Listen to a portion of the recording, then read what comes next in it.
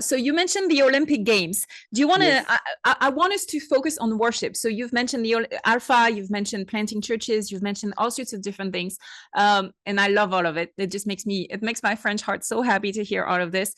Briefly, maybe 1 minute on what you're hoping the Olympic Games are going to do from a Christian perspective in France, and how that might be part of the much prayed for revival. And then let's focus then on worship and the power of music, because that's where we're going to camp for some time for the rest of our conversation. So, but before we go there, maybe a quick word on what you're hoping this particular season of the Olympic Games is going to do for the French population in terms of faith.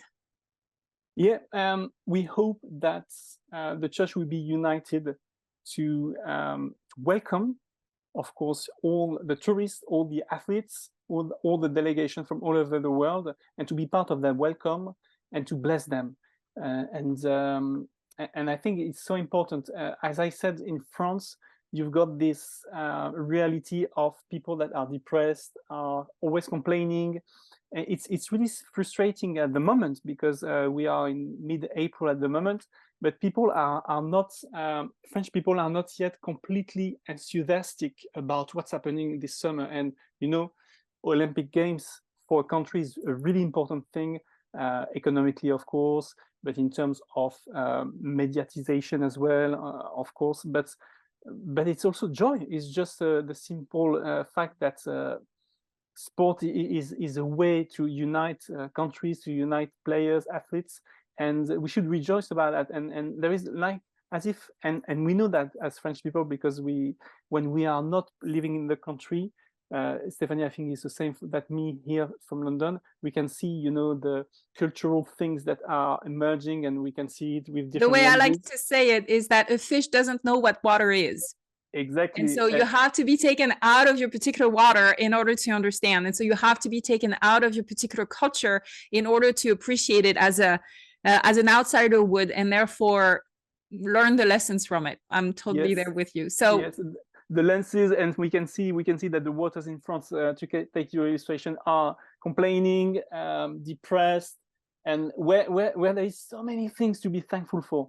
And I think the church should look thankful for that opportunity to have the Olympic Games on a secular point of view, but also on a spiritual point of view. It's an opportunity, a great opportunity, a missional opportunity.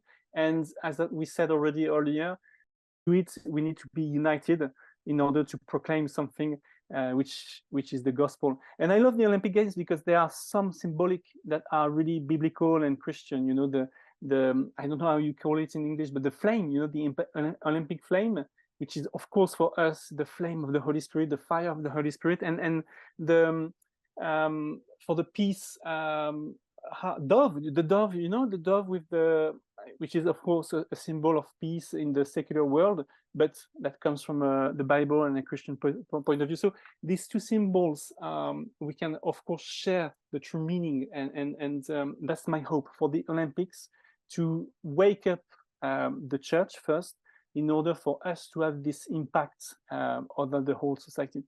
Okay, great. Love it.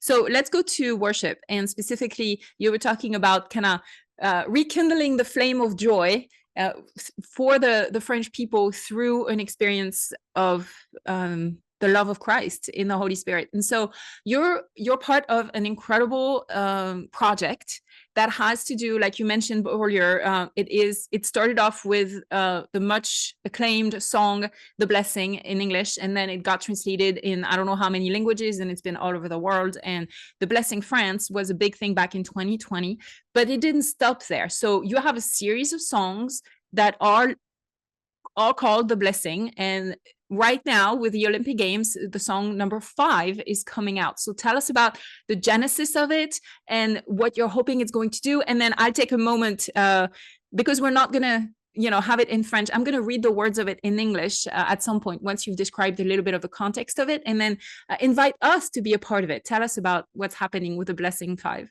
Yes, we're so exciting to be able to share it with you guys.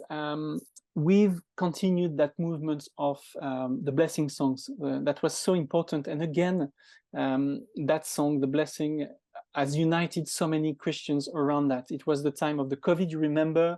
We had mosaic or patchwork of on Zoom as we are here, but with hundreds of people, and we were singing that song, which is number 6 in the Bible, you know, the priestly blessing. Yes. And that was an amazing time.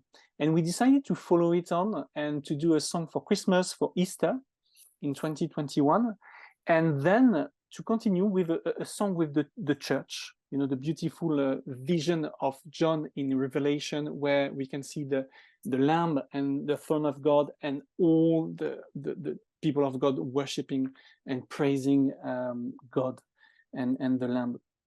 And that was, again, for us in France, in that context of a minority, an amazing opportunity to witness together in unity about who is Jesus, really, and he is the Lamb who sacrificed himself for us, for the love of us. And this time we came across with this symbolic, as I said earlier, of the flame. And for us, the Olympic flame is representing, as Christian, not the Olympic one, but the flame, the fire of God, the Holy Spirit is represented by a flame. And we wanted a song for to invite the Holy Spirit for the Christian church first, and then to be sent out in the world. So we came across this very ancient hymn, which is called the Veni Creator Spiritus.